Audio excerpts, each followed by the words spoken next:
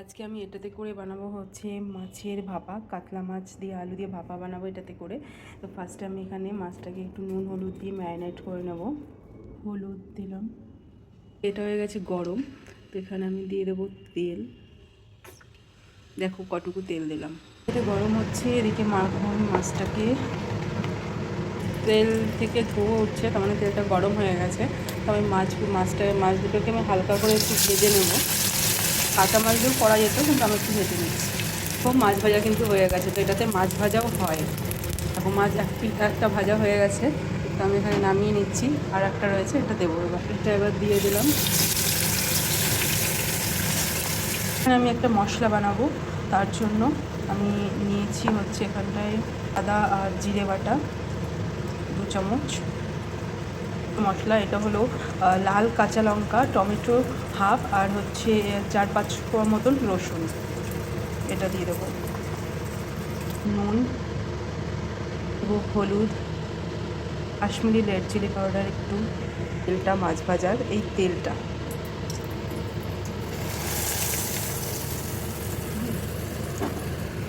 Mix মধ্যে এই যে আমি আলু কেটে রেখেছিলাম, আলুগুলো দেবো এবার।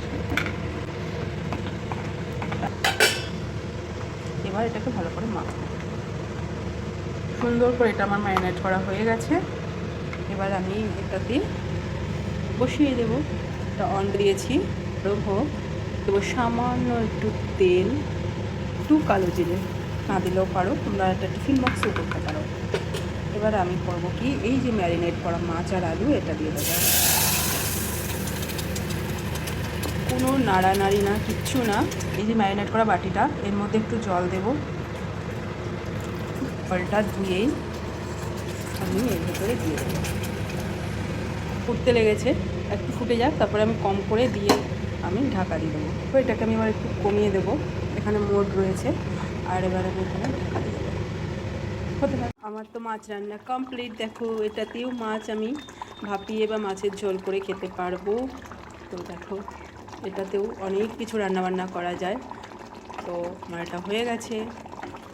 এবার আমি এটা এত তুলতুলে হয়ে গেছে মাছটা, এক পাশ ওর থেকে দিয়ে দেবো।